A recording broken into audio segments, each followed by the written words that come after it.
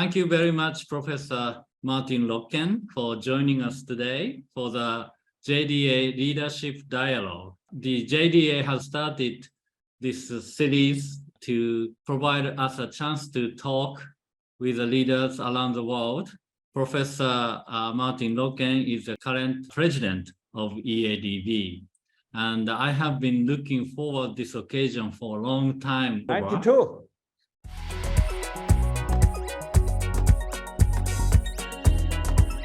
The origin of the EADV was by some clinicians and very few clinician scientists from academics, and they wanted to establish a European-wide training, a little bit thinking like the brother, the AAD, though the main focus is the training in dermatology. But what is special? So in the beginning around of 2000, then EADV was mainly chaired by important clinician scientists from throughout Europe, all also experienced in translational dermatology.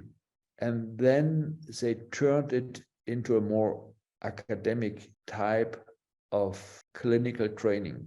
The special aspect of the European Academy of Dermatology and Venereology is that even though each of the countries are relatively good and strong in dermatology, we realize that some parts of dermatology are better covered in France. So we have different experiences. And what is a beauty, if we go to the IID, so the International Investigative Dermatology, we learn that in the different areas of the world, we have different focuses and enrich each other through these congresses. And it's the EADV Congress that has been changed about 8 years ago, now 10 years ago, to be a more structured, different from the EADV, more structured, where we have tracks or symposia for one day for atopic dermatitis, for psoriasis, for infectious disease, and so on, STI, cancer,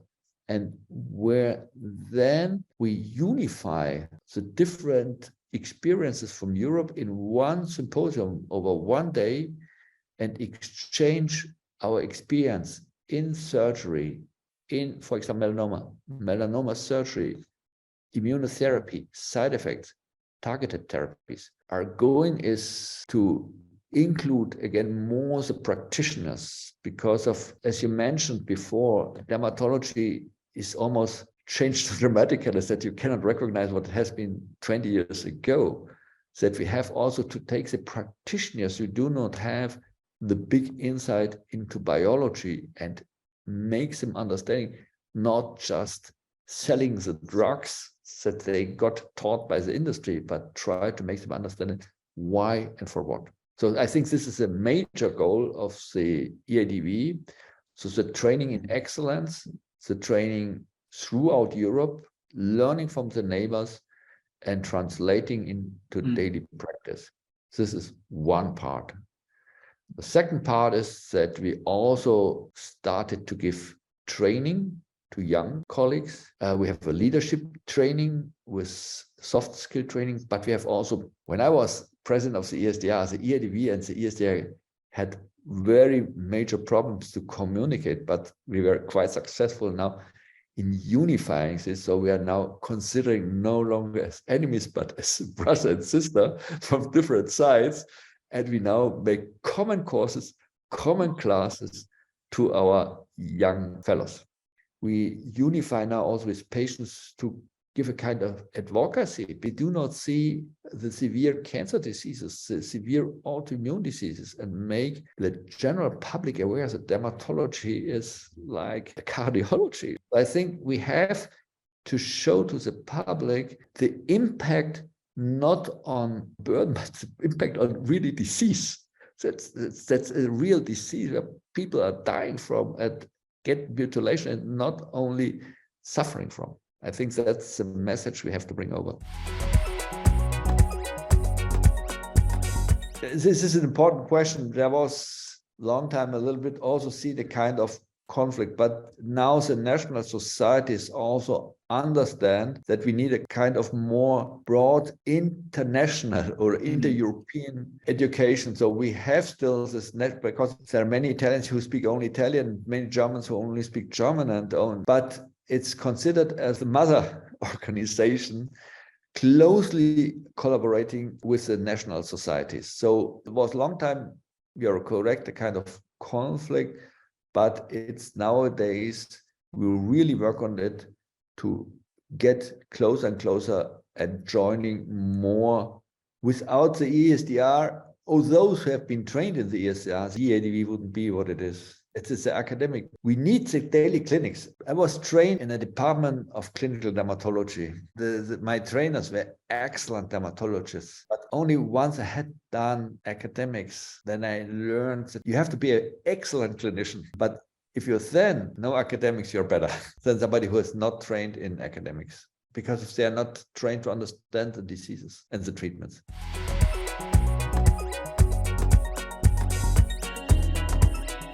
I think there are two major challenges.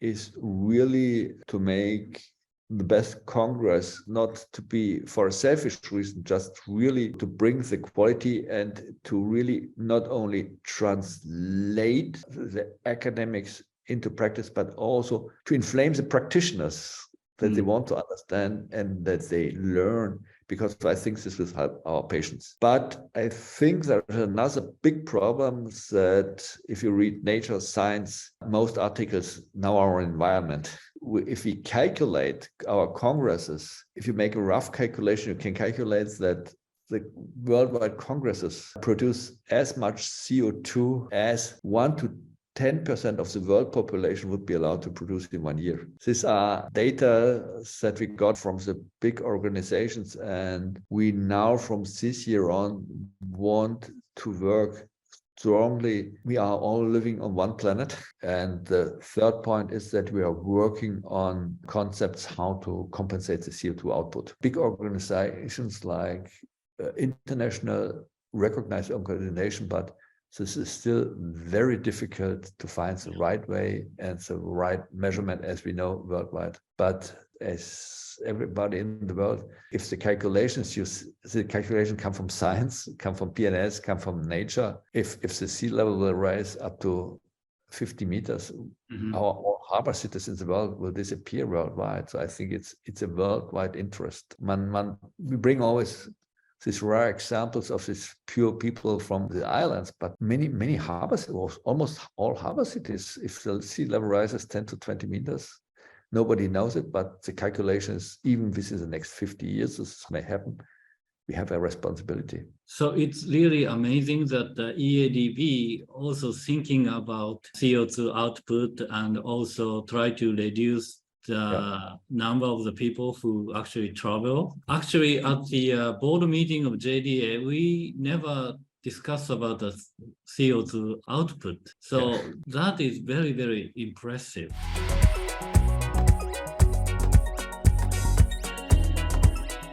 Yeah, so I want to now a little bit talk about the possible collaboration between EADV and JDA.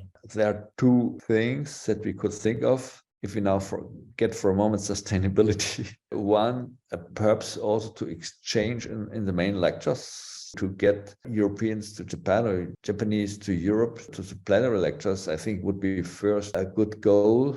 And then could think also of having exchange programs between trainees. Though the question is whether it's possible to make this a kind of virtual or whether it's also good. I think 2-3 years ago, I would have only said to make exchange programs directly, but in person. But we should think how we could organize common training programs.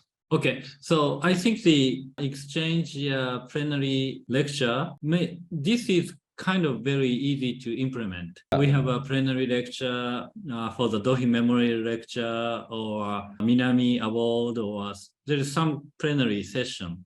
And also each year we have some plenary symposium. For us, it's very easy to put some plenary EADV guest lectureship or something. That is very easy.